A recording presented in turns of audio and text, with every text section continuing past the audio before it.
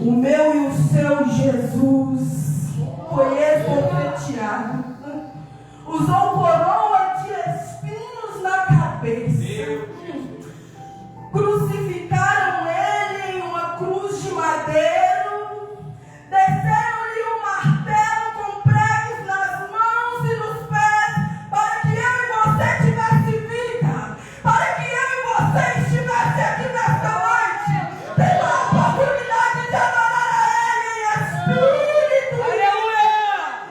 Por isso que eu digo, não assista o culto não é nesse plano bonito, se canta bonito não, mas entrega a tua adoração a Ele, porque Ele está procura de verdadeiros adoradores que ainda adoram a Ele em espírito e em verdade. O meu eu não sei como foi, eu não sei como você chegou aqui para tomar a ceia de novo, mas eu sei que você está aqui, talvez levantaram contra a tua vida para te tirar da presença dele, mas olha você aqui, provando que as portas do inferno não prevalecerão contra a igreja de Deus. Aleluia! Unidade em nome de Jesus. Glória a Deus, aleluia. Glória a Deus. Irmãos, uma certa vez houve um ensino aqui, desses mais velhos aqui lembram? O abençoado que nos ensinou falou assim: irmãos, você sabe que quando nós vamos receber o nosso pastor, o certo é nós colocarmos de pé? Os irmãos concordam comigo? Amém? Então vamos colocar de pé para nós receber o nosso pastor, em nome de Jesus. Glória a Deus. Paz do Senhor, meus irmãos. Amém. Louvo a Deus pela vida da igreja. Muito obrigado pela recepção. Pode tomar o teu assento, por gentileza, em nome de Jesus. Meus irmãos, para mim é uma imensa alegria estarmos aqui na casa do Senhor, celebrando uma noite festiva, ao qual nós estaremos participando da celebração da ceia do Senhor, participando do pão e também participando do vinho, que é o símbolo da nova aliança. Antes de nós ministrarmos, eu quero estar trazendo aqui as felicitações pela vida da igreja, por esse ano novo, ano de 2026. Eu vi apenas as fotos e os vídeos aqui na virada de ano, pelo que pareça, esse espaço aqui ficou pequeno, e a gente louva a Deus pela vida de cada um dos irmãos que se dedicaram. Era desejo do nosso coração estarmos aqui com os irmãos, participando, e celebrando esta virada de ano. Não foi possível, ficamos ali na congregação de Guimarães, mas nós cremos que, quem sabe, uma virada Deus venha aprovar na sua agenda de nós estarmos aqui em nome de Jesus. Quero louvar a Deus pela vida da família do nosso irmão Lorinaldo, a qual hoje eu tive o privilégio de conhecer uma parte, que é os irmãos aqui do Cícero, as cunhadas, que Deus abençoa poderosamente a vida de vocês, e para nós é uma alegria imensa sinta-se abraçado por esta igreja, por esta congregação.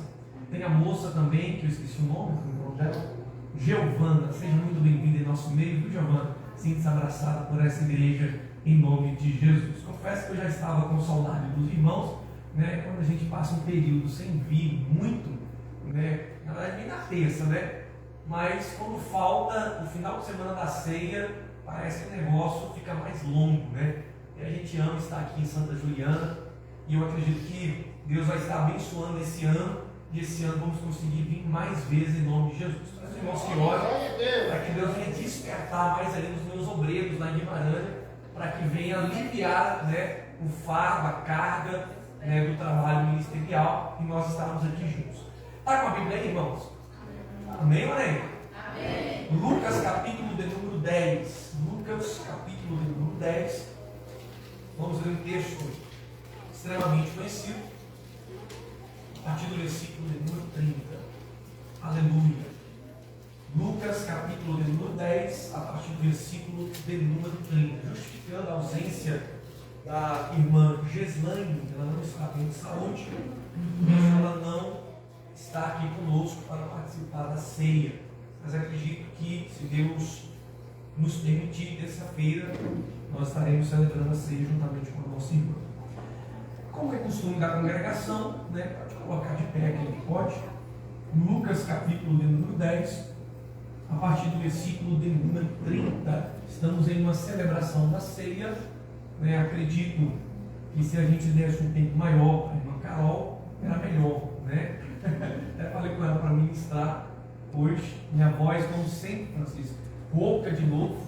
Essa virada de ano, eu acho que eu passei orando uns 10 minutos, não foi? No microfone, até chegar, eu celebrei a ceia, terminou mais cedo a ceia, ficou uns 10 minutos. Aí eu apressei na mensagem, para dar o prazo, fiquei 10 minutos orando no microfone. Todo bom pentecostal, né, numa hora suave, né? Então, saí intercedendo, colocando a mão nos irmãos, orando, profetizando, e acabei perdendo a voz, e ainda não está 100%. Mas acredito que os irmãos vão me compreender em nome de Jesus. Bom, Lucas capítulo de número 10, versículo 30 diz assim: E respondendo Jesus disse: Um certo homem descia de Jerusalém para Jericó. Para onde, irmãos? Jericó. E caiu entre ladrões, os quais o despojaram e feriram, e partiram, deixando quase morto. E por acaso descia pelo mesmo caminho um certo sacerdote. Quem descia, irmãos? Sacerdote. E quando ele o viu, passou pelo outro lado. E assim também um levita, quando chegou ao lugar e o viu, ele passou pelo outro lado. Mas um certo samaritano, estando de viagem, veio até ele, e vendo, teve compaixão dele. E aproximando-se dele, atou-lhe as feridas, derramando nelas azeite e vinho, e pondo-o sobre o seu próprio animal, levou para uma hospedaria e cuidou dele. E no dia seguinte, partindo ele, tirou 2 denários e deu-os ao hospedeiro, e disse: Cuida dele, e tudo o que mais gastares, na minha volta eu te pagarei. Amém? Com a Bíblia aberta, irmãos, fecha os teus olhos. Deus poderoso, engrandecemos e exaltamos o teu santo nome. Somos gratos, ó Pai, a Ti, por essa oportunidade ímpar, ao qual o Senhor nos concede, de estarmos, ó Deus, aqui em Tua casa, para que, Pai querido, Pai amado, estarmos cultuando ao Teu santo nome, mas também estarmos participando dessa celebração da ceia, ó Pai, o qual é o símbolo do Novo Testamento, da nova aliança, ao qual o Senhor fez através do Teu sangue. Pai querido, fala conosco por intermédio da mensagem, e que assim nós possamos ser edificados através dela, em nome de Jesus. Amém. E graças a Deus. Toma teu assento, por gentileza. Aleluia.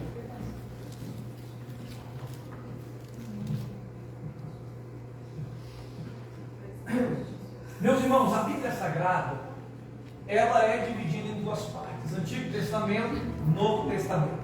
Ela é composta por 66 livros. Entendemos que dentro desses 66 livros de Gênesis, Apocalipse, ela está interligada. Cada livro, ela vai ter uma centralidade. Quem é a centralidade? É a própria pessoa do nosso Senhor e Salvador Jesus Cristo. Nós temos 4 livros no Novo Testamento: Mateus, Marcos, Lucas e João, que vai retratar acerca do Evangelho de Jesus. Cada um desses evangelhos tem uma peculiaridade, uma singularidade. Mateus vai escrever para gregos, Marcos para romanos, Lucas para grego, e João vai escrever para os gentios da Ásia Menor. Nós entendemos, irmãos, que Mateus ele vai estar abordando, mostrando que Jesus ele é o rei Messias, o rei prometido no Antigo Testamento. Marcos vai mostrar que ele é o servo sofredor, aquele que veio para servir. E Lucas, ele vai mostrar os aspectos de Jesus como filho do homem, mostrando ali com mais intensidade acerca da sua humanidade. E João, ele vai mostrar Jesus como a águia, como um ser divino, como alguém poderoso e transcendente.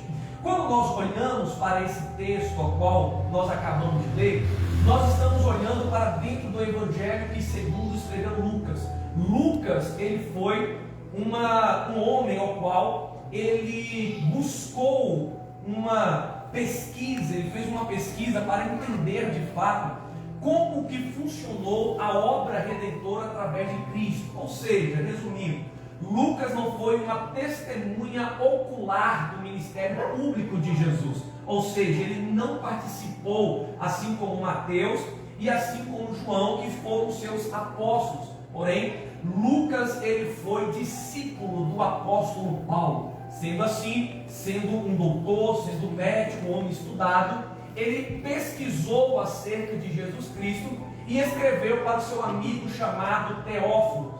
Lucas vai abordar, irmãos, diversas situações sobre o ministério de Cristo. Vai abordar a pregação de João Batista, vai falar acerca dos discursos de Jesus Cristo, vai falar através de uns milagres que Jesus realizou no seu ministério. Ele é muito detalhista, ele olha para o Evangelho de Cristo com um olhar difuso, um olhar muito profundo e íntimo, através daquilo que ele recebeu como testemunho. E uma das coisas que Lucas ele retrata no seu Evangelho é justamente as parábolas de Jesus Cristo. Jesus ele utilizou esse método pedagógico para poder revelar aquilo que era transcendental, aquilo que era soberano, aquilo que era poderoso. Jesus, ele olhava para o cotidiano da sua cultura, ele olhava para o cotidiano da sociedade e trazia revelações profundas para aqueles que estavam ouvindo pudessem entender aquilo que de fato Jesus ele estava ensinando. Essa parábola ao qual nós estamos aqui observando do Evangelho de Lucas é a parábola que é conhecida como a parábola do bom samaritano. Eu acredito que todos nós somos crentes, cristãos há alguns anos, nós já conhecemos acerca dessa parábola. Essa parábola é um mestre da lei que vai até Jesus tentar ele em alguma área, buscando alguma falha, e pergunta como que ele vai herdar a vida eterna. Dentro deste diálogo do doutor da lei com o Senhor Jesus Cristo, Jesus então mostra que o princípio maior é amar a Deus sobre todas as coisas e o próximo como a ti mesmo. A partir desse diálogo, através dessa temática que é a temática do amor ágape, o amor incondicional, nós vamos observar que aquele doutor da lei, não satisfeito com o propósito de Jesus acerca do amor, ele pergunta a Jesus: quem é o meu próximo? E então Jesus ele passa a falar ou a ensinar acerca desta parábola do bom samaritano. Irmãos, exegeticamente, na interpretação, quando nós buscamos entender de fato o texto, nós entendemos que o ponto central desta parábola é o amor, principalmente o amor ao próximo. Mas quando nós olhamos mais detalhadamente para esta parábola, nós conseguimos aqui extrair, irmão, uma lição através da obra expiatória de Jesus Cristo para com as nossas vidas ou para com a humanidade. Nós entendemos que o ponto central é o amor, mas através dessa parábola nós vamos ver o amor de Deus sendo manifestado desde a criação do homem até a morte de Jesus Cristo na cruz do Calvário. Se os irmãos observarem juntamente comigo no versículo de número 30, a Bíblia diz que um certo homem descia de Jerusalém para Jericó, e ele caiu entre salteadores, ladrões, os quais o despojaram e o feriram e partiram, deixando ele quase morto ali naquele chão. Se nós observarmos, irmãos, a cidade de Jerusalém é uma cidade que foi edificada sobre um monte, é uma cidade que estava em uma grande altitude. Para chegar a Jerusalém é necessário subir, é necessário passar por algumas montanhas até chegar àquela cidade.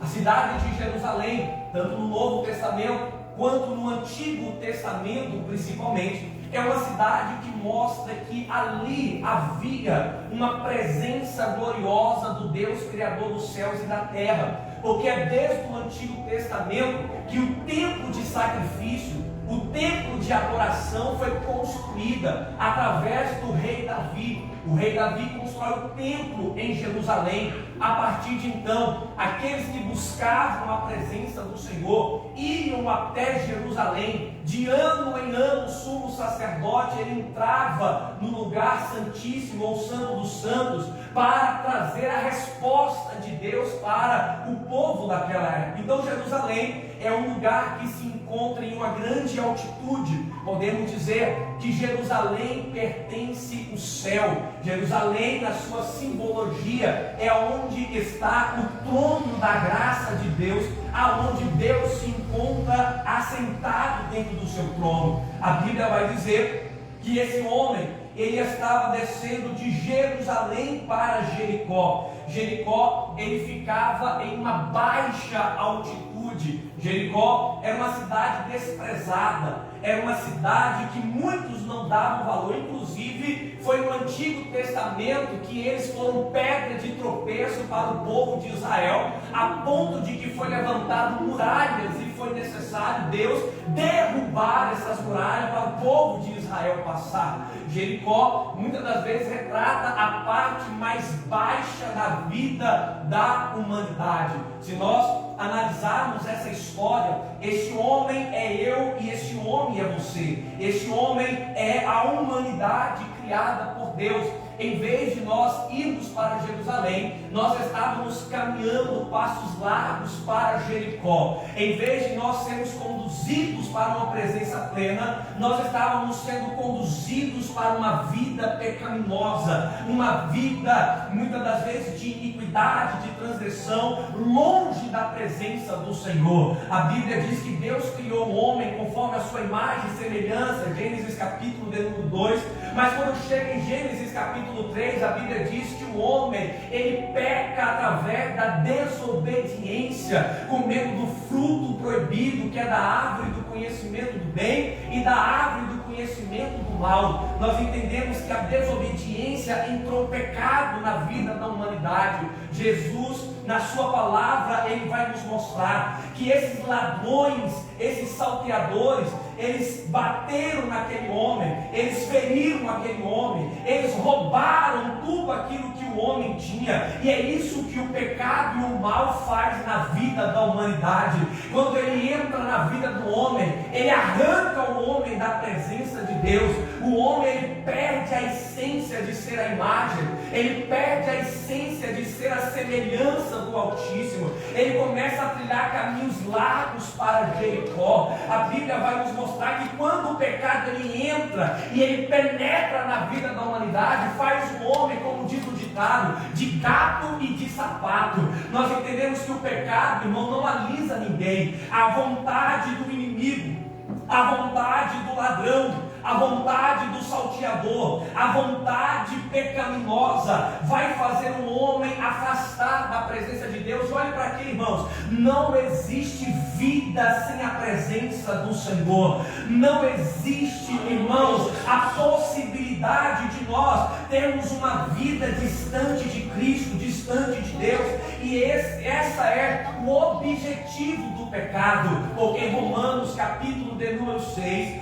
versículo de número 23 nos diz que o salário do pecado é a morte, mas o dom gratuito de Deus é a vida eterna. O pecado ele veio para nos roubar da presença de Deus, mas Jesus ele veio para nos aproximar novamente com a essência perdida no jardim. Quem vem nessa noite comemorar, irmãos, essa restauração da essência? Glorifica o nome do Senhor. Eu não acredito que você veio para a ceia e vai ficar de boca fechada. Eu acredito que você veio comemorar na primeira ceia do ano de 2026, dizendo: eu estava a caminho para Jericó, mas ele me achou e me comprou com sangue derramado na cruz.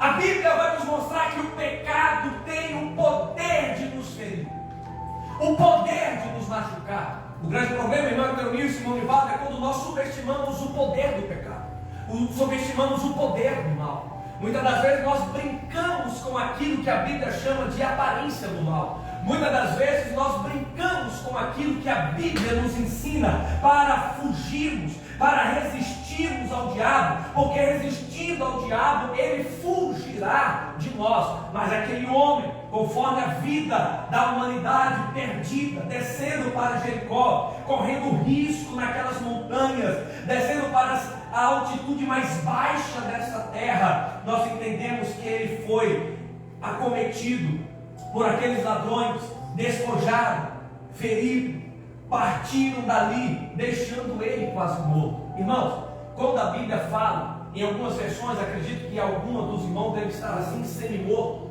Isso nos mostra que aquele homem não tinha condição nenhuma de se levantar sozinho. Isso nos mostra, irmão Lorinaldo, que a humanidade por si só não tem poder de levantar se outra pessoa não viesse e o ajudasse. Porque uma pessoa que está quase morta, estirada no chão, ferida, ela não precisa de sermão, ela não precisava de ser exortada, ela precisava de ser socorrida. Aleluia. Essa era a condição da humanidade. Essa era a nossa condição, que outrora estávamos condenados pelo pecado. E se não fosse a manifestação da graça de Deus, a Bíblia diz que nós o amamos porque Ele nos amou. Irmão, olhe para mim aqui por gentileza. Se Jesus não tivesse agido na sua vida, nem condição de amar a Ele você teria, se Ele não te amasse primeiro. Nós observamos que a condição da humanidade decaída é uma pessoa que está estirada, quase morta, tem vida, mas não consegue andar, ainda respira, mas não consegue pensar. É uma pessoa que ainda tem os batimentos cardíacos, mas não tem condição nenhuma de se levantar e continuar a caminhada.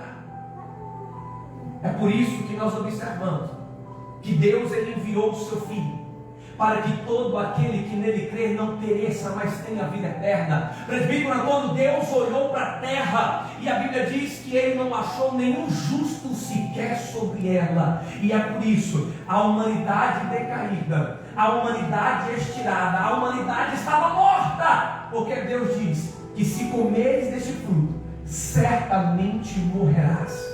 Com o pecado veio a morte. A morte entrou na vida da humanidade, a espiritualidade estava morta, mas Jesus Cristo ele veio para nos dar vida, e vida com abundância.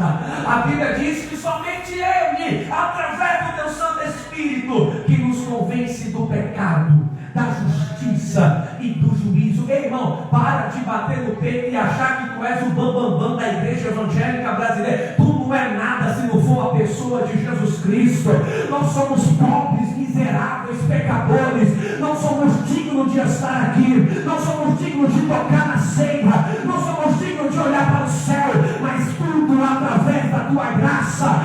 Não merecemos, mas Ele mesmo assim manifestou o teu amor para nos dar a condição de estar aqui nessa noite, adorando e glorificando a Ele. Quem está entendendo? Me ajuda a pregar nessa noite. Levante a tua mão para o céu, porque a graça do Senhor está aqui nessa noite.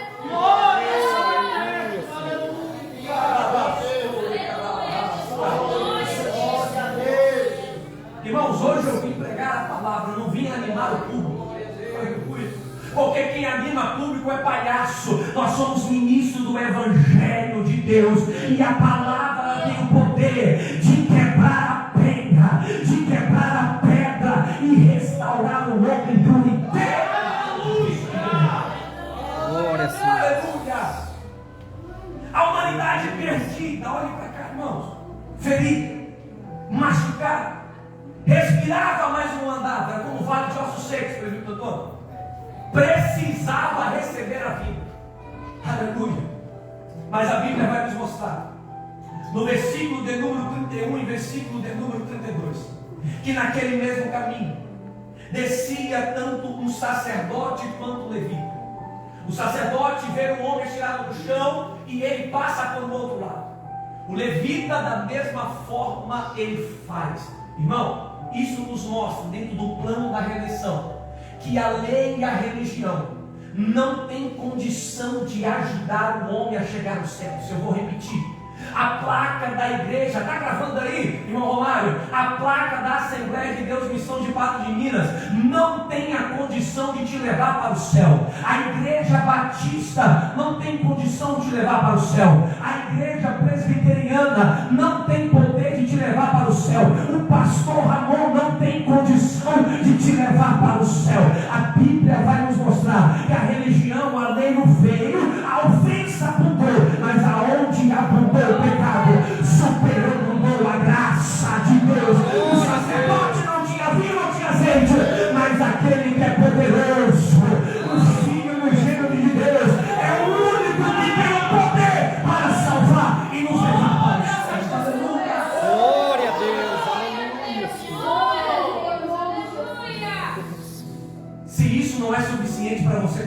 nessa noite, eu te convido a aceitar a Jesus de novo. Nós precisamos aceitar a Jesus de novo. Nós precisamos nos humilhar de novo diante do Senhor. Porque nós muitas das vezes perdemos a sensibilidade na mensagem da cruz. Para que a mensagem da cruz? Para que falar, eu já conheço, eu já sei? Aleluia. Mas a noiva, quando aguarda o noivo, durante aquele 1 ano de noivado, ela fica ansiosa, doida, querendo saber o dia que o seu noivo vai vir para poder buscar. E essa é a condição da igreja cheia do Espírito Santo. É de mês em mês, no culto de ceia, de domingo a domingo. Toda vez que fala da cruz, oh glória, é através dela que eu estou aqui. Mas quando nós olhamos para a cruz, nós entendemos que ali é um noivado. Jesus, ele foi, mas em breve ele voltará para buscar. Alabaçore, calabaçai, irine calabagaçore. O sacerdote, irmão, não tinha condição, porque representava-se a lei. Sacerdote é aquele que sacrificava o animal sobre o altar. Ele era aquele que tinha a responsabilidade de intermediar entre o homem e Deus. Aleluia.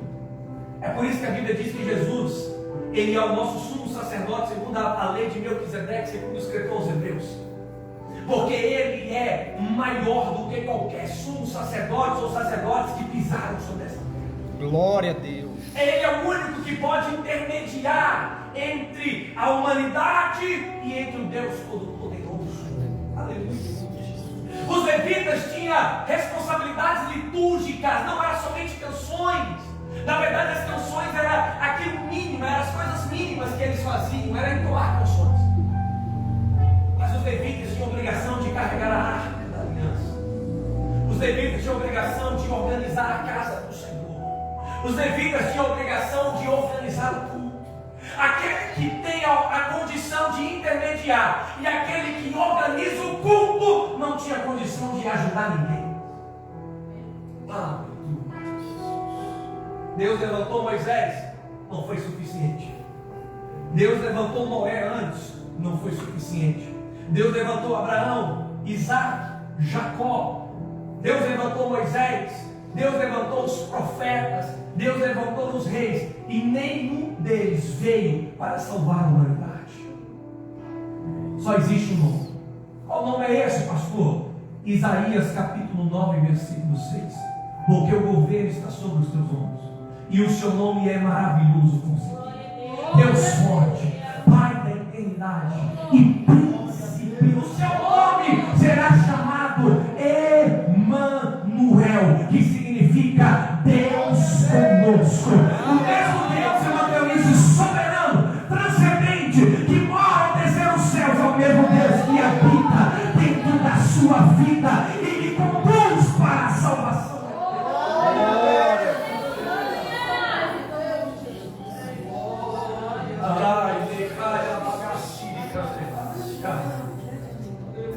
A lei não veio para salvar, ela deu força à ofensa, ela deu força.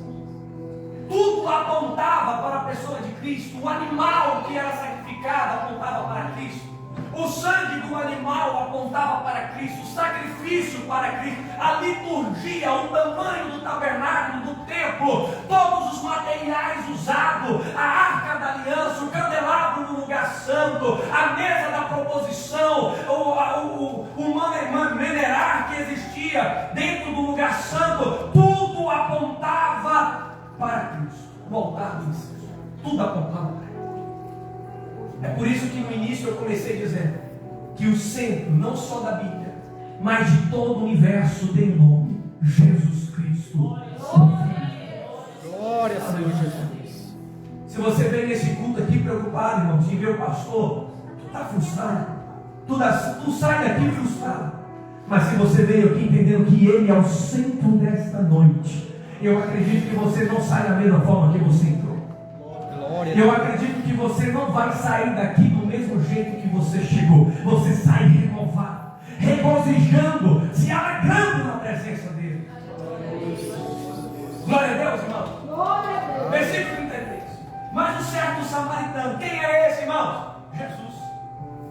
bom samaritano. Ele passando naquele lugar, porque estava em viagem, ele vendo, ele teve compaixão dele. Ele teve amor. Ele teve misericórdia. É por isso que nas bem-aventuranças, Jesus, no Sermão da Montanha, ele fala: bem-aventurados os misericordiosos, porque eles receberão misericórdia. É por isso que na oração dominical, quando nós oramos, perdoa os meus pecados, assim como eu tenho perdoado. Então nós entendemos que o propósito maior é eu demonstrar compaixão e misericórdia primeiro. Aleluia. Porque aquele que faz misericórdia, querendo receber alguma coisa, ele está simplesmente com um propósito errado. Mas quando nós fazemos, entendendo que a nossa recompensa não vem dos homens, vem de Deus, nós nos enchemos de compaixão pela vida do nosso Deus. Mas aqui é um detalhe. Jesus é o bom samaritano que nos amou. Irmãos, qual que é a maior expressão de amor, a não ser a cruz do Calvário? Não existe outra maior expressão. Hoje o seu marido, o seu namorado, sua esposa, a sua namorada pode fazer loucuras de amor por você, pode te surpreender, pode fazer várias e várias declarações, mas a maior declaração de amor foi quando Cristo estava na cruz do Calvário e ele expressa em aramaico tetelestai, que significa está consumado. É a maior expressão de amor. Aleluia. Agora, o samaritano, irmãos, era um povo rejeitado pelos judeus, era um povo excluído pelos judeus. Quem estava estirado no chão? Provavelmente o judeu, voltando da festa de Jerusalém, indo para Jericó, porque os samaritanos não eram Jerusalém, então era um judeu que estava estirado. Eles tinham brigas de etnias. Isso é desde o livro de Reis. Não dá para a gente falar. Eles estão brigando desde o antigo, antes do cativeiro assírio do norte e babilônico do sul.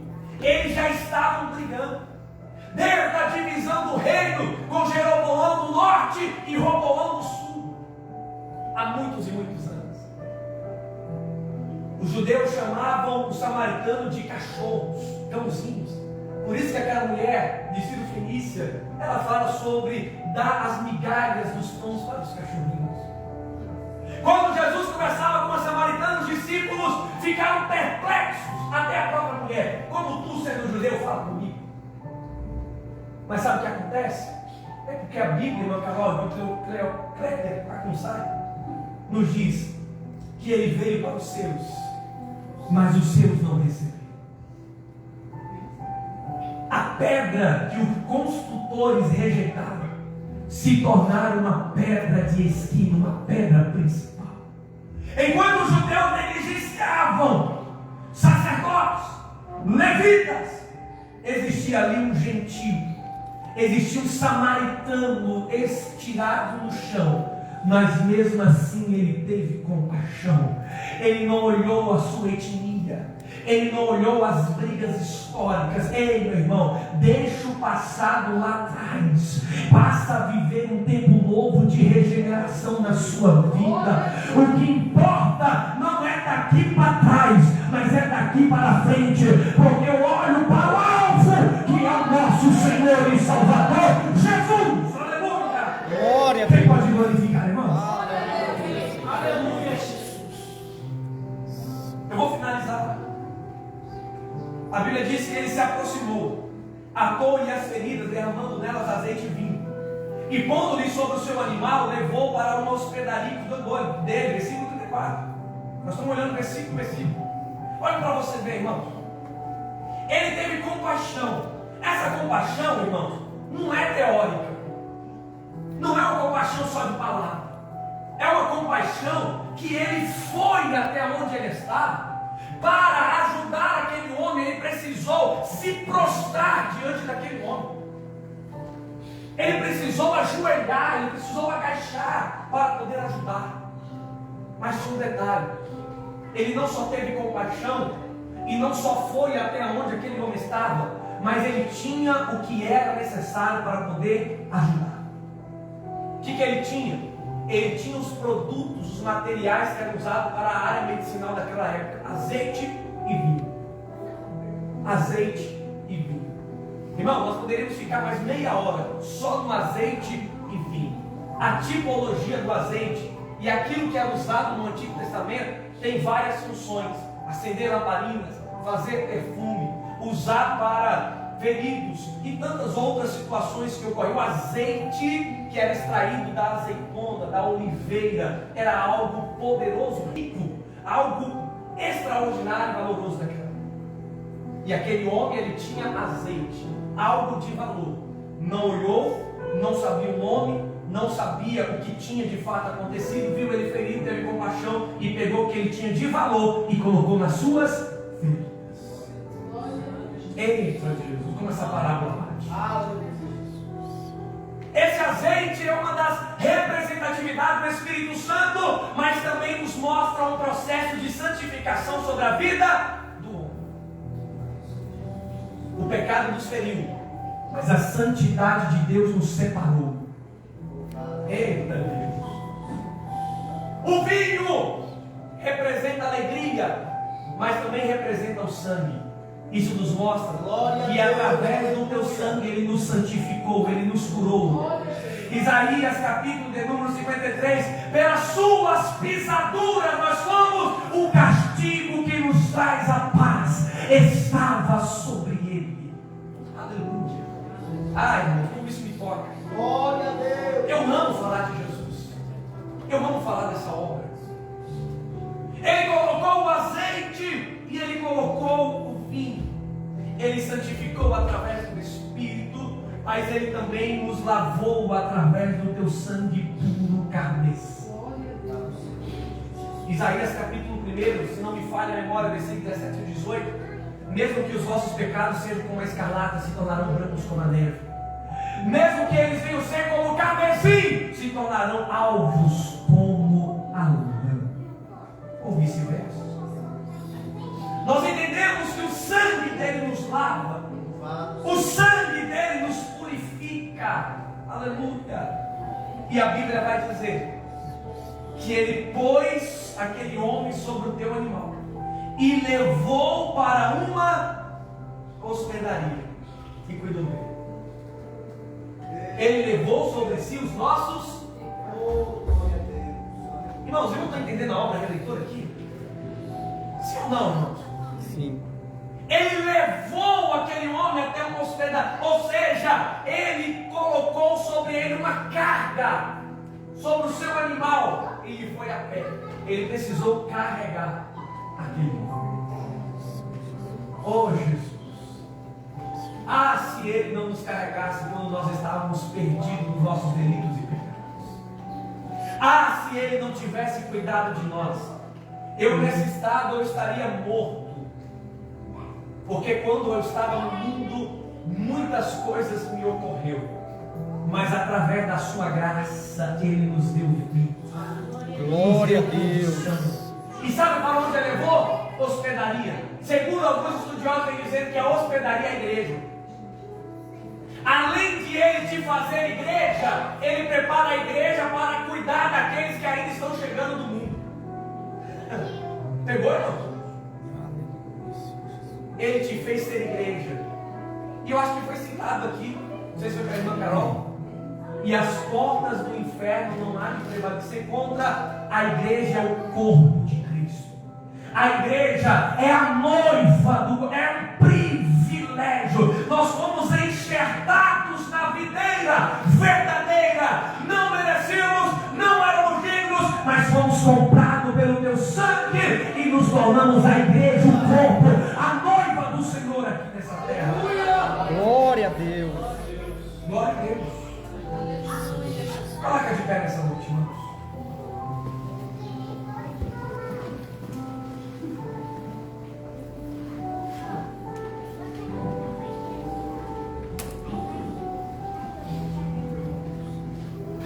A Bíblia diz, no versículo 35: e no dia seguinte, partindo ele, tirou 2 denários e o deu ao hospedeiro e disse: cuida dele, e tudo que mais gastares, na minha volta eu te pagarei.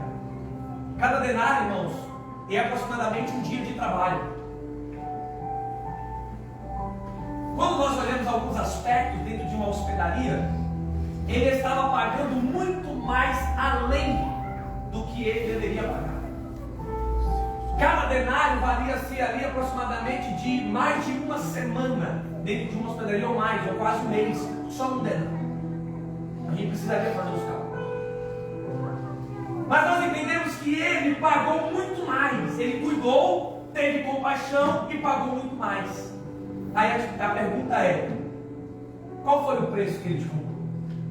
Qual é o valor que ele te comprou? Quanto é que você valia? Eu não valia nada, mas ele disse que eu valia o seu sangue. Ei, você perdeu a chance.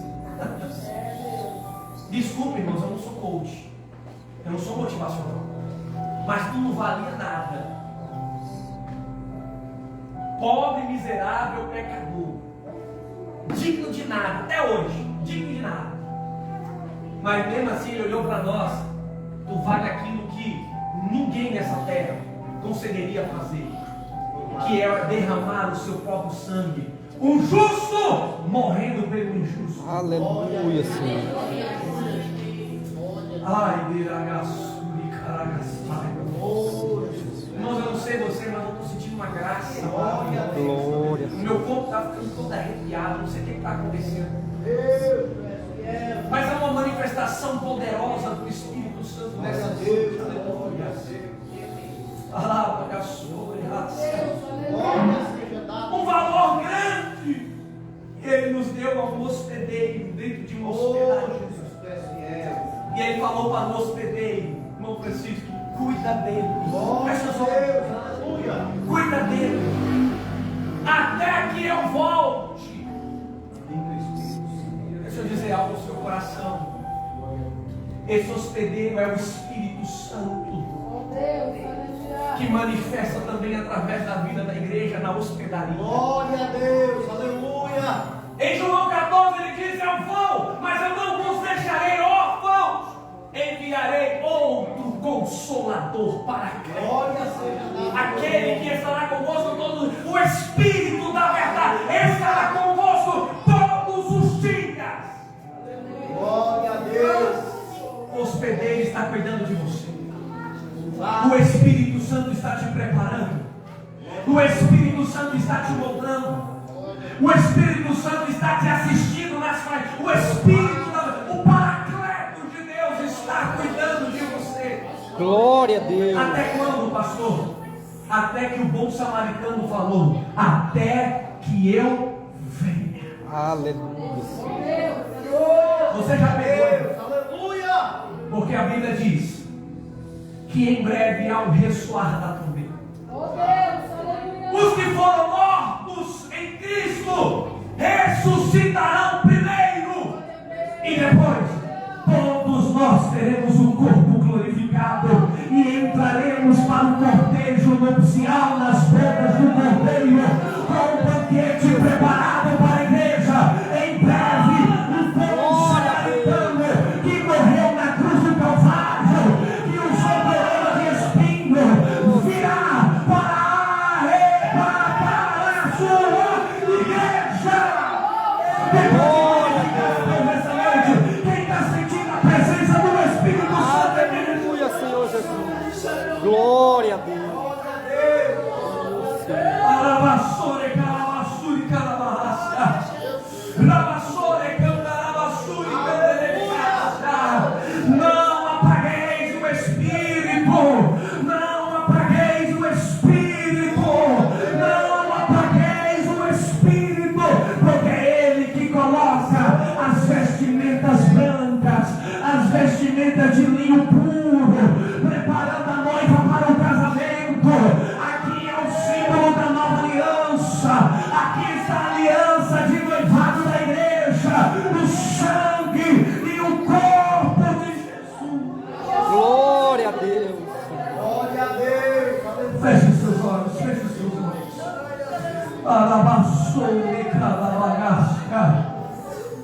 Santo Deus e maravilhoso Pai, te adoramos e te exaltamos, Senhor. Glorificamos a Ti porque Tu és santo, Tu és poderoso. Não há outro Deus além de Ti, Tu és o que vive eternamente.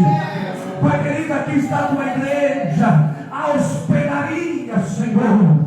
Pai querido, Pai amado, venha continuar derramando da Tua graça, da Tua compaixão, das Tuas misericórdias, e que o Teu nome venha ser glorificado, Senhor. Pai querido, abençoe os Teus filhos, renova as nossas forças para a honra e glória do Teu santo nome. Amém, amém e graças a Deus. Você que pode, toma o teu assento. Não, irmão, fique em pé, por gentileza, em nome de Jesus. Me perdoe. Pega a sua Bíblia, 1 Coríntios capítulo de número 11. Aleluia. Depois, irmã Jaiane, por gentileza, viu? Pode ficar com o microfone, se quiser colocar o PBR lá, deixa Deus usar, viu? 1 Coríntios capítulo de número 11, a partir do versículo de número 23. Eu vou fazer a leitura, depois estaremos fazendo duas menções, e em seguida nós vamos pedir os obreiros para partir o pão, para partir ainda, né? E depois estaremos orando com o Senhor. Amém?